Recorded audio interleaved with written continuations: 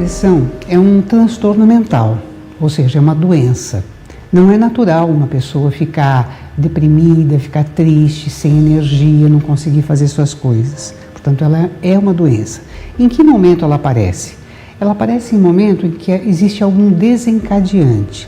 Para algumas pessoas pode ser uma situação de transição na vida, pode ser num adolescente, um momento em que ele tem que passar para a vida adulta e está sendo desafiado pelo vestibular ou para iniciar no mercado de trabalho. Pode ser um adolescente ou uma criança que está se tornando adolescente, ou pode ser uma mulher que ficou grávida ou acabou de dar à luz.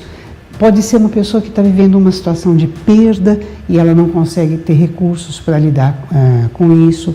Naturalmente que esse tipo de evento acontece na vida de todo mundo. Por que alguns ficam deprimidos e outros não?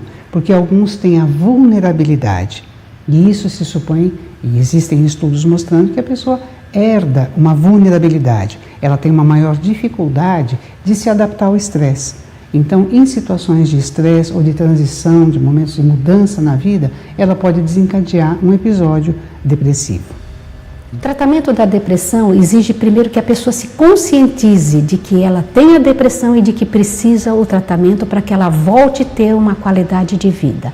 Para isso é importante que ela não tenha preconceito, que ela aceite as medicações quando necessária, aceite a psicoterapia, aceite as limitações que em alguns períodos a doença pode fazer, e tudo isso precisa da ajuda dos familiares, dos médicos, de toda uma conjuntura para que ela possa estar feliz, porque o objetivo, sem dúvida, é trazer ela à normalidade.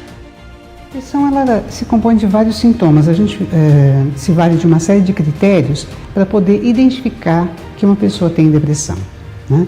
A pessoa tem que ter um humor deprimido ou irritado e uma diminuição da capacidade de sentir prazer como principais sintomas. Depois disso, alteração de sono, para mais ou para menos, alteração de apetite, uma perda do ânimo, uma sensação de culpa, de incapacidade, a pessoa pode ficar muito lenta, ter dificuldade de se concentrar, tem pensamentos negativos, ela pode até ganhar peso ou perder peso em função da sua sintomatologia, de alteração de apetite. Ela pode começar a se sentir muito pessimista, não ter esperança de recuperar a sua capacidade e pode começar a ter vontade de morrer, né? Às vezes a pessoa fala, eu preferia que Deus me levasse, ou então ela começa a ter pensamentos suicidas e pode até ter um planejamento suicida com tentativa efetivamente, e isso é muito grave, né? É a parte mais grave da doença. As pessoas podem ter diferentes intensidades. Algumas pessoas vão ter um episódio depressivo leve, que é quando toda essa sintomatologia pode estar presente de uma forma leve, que não compromete muito o seu funcionamento. Então, é aquela pessoa que consegue ainda trabalhar, está fazendo um pouco mais de esforço, não está vendo muita graça nas coisas que faz, ela faz um grande esforço e consegue até, muitas vezes, manter a sua produtividade. Às vezes, num grau moderado, ela se esforça bastante, consegue fazer a maior parte das coisas, mas já não consegue fazer tudo e começa a perder produtividade. E existe aquele grau que é o grau mais grave, que é quando a pessoa não consegue ser mais funcional.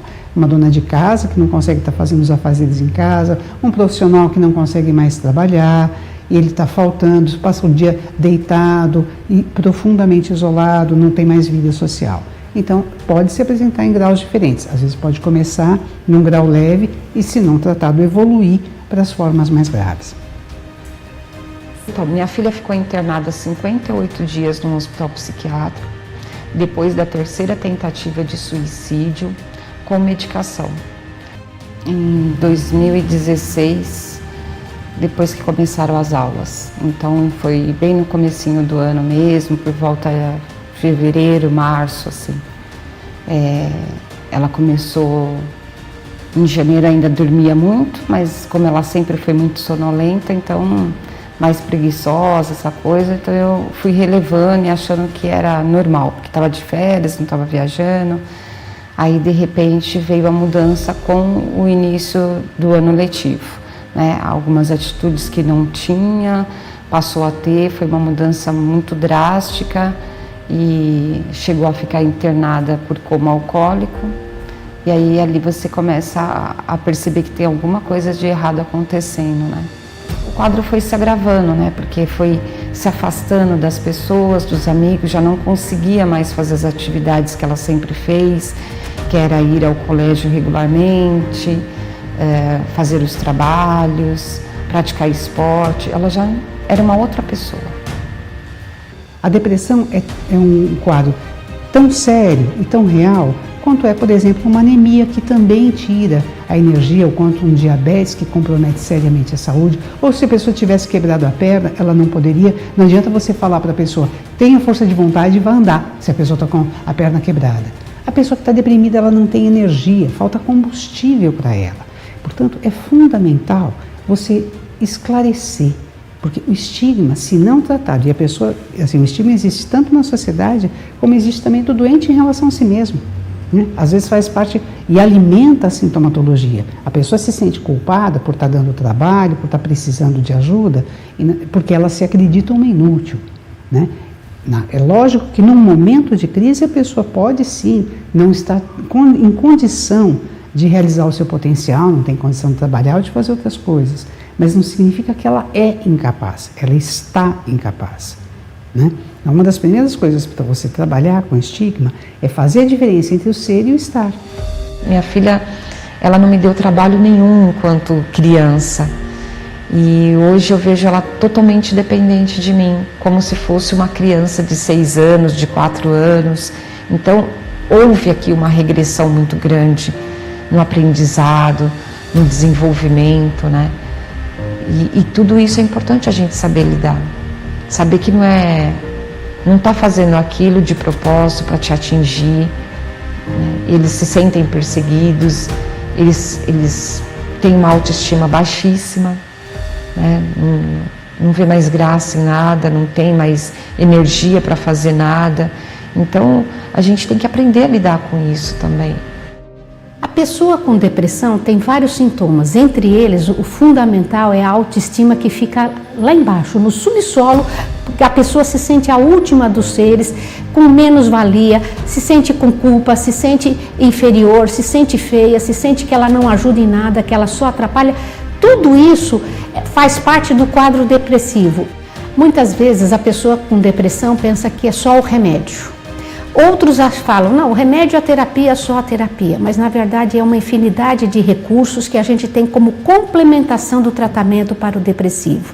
É importante que a gente não se limite a um ou outro, como o nome está dizendo, é complementar. Então, complementar com uma alimentação sadia, antioxidante, complementar com atividade física. No começo, o depressivo não consegue, às vezes, nem sair da cama, tomar banho, mas gradativamente ele vai sendo estimulado e vai fazendo. Começa com uma caminhada de 5 minutos, vai para 8, vai para 15. Quando a gente vê, ele já está caminhando mais de hora. Também importante que ele comece a voltar a circular os meios, os ambientes onde ele tem amigo, onde tem pessoas que entendam. Se ele precisou ou não ser afastado do trabalho, que haja aí uma readaptação para as atividades profissionais ou escolares, principalmente adolescentes, que isso é importante. E, sem dúvida, ele começar a participar de grupos, de atividade ONGs, que ele vai aprender que ele não é o único que tem problema. Ele vai perceber que tem pessoas que têm menos problema que ele, mas tem pessoas que têm muito mais problema que ele, de maior gravidade. Então ele vai se sentir situado no mundo. E esse é o objetivo dessas terapias complementares, não únicas, mas que sem dúvida vai auxiliar e trazer de volta a qualidade para esse deprimido. A depressão, ela exige que as pessoas que estão à volta tenham conhecimento do que é depressão.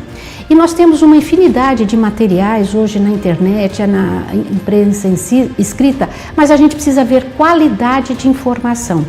Então a gente sugere que muitos cursos ligados a universidades e cursos também que nós, da Abrata, que é encontrado no site da Abrata, que as pessoas possam assistir. À medida que assiste, a pessoa vai compreendendo, vai percebendo cada vez mais e ela vai ter uma compreensão e com isso o gesto de ajuda, de auxílio ao deprimido vai melhorar.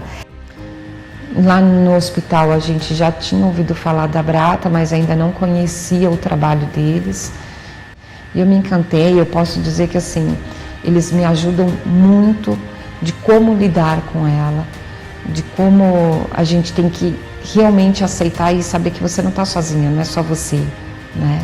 Isso é por isso que eu falo que é muito importante, independente das pessoas conseguirem ou não participar dos grupos, mas assista as palestras, pegue o livro, pegue os encartes de informativos, sabe, para tirar suas dúvidas, porque a gente o tempo todo tem dúvida.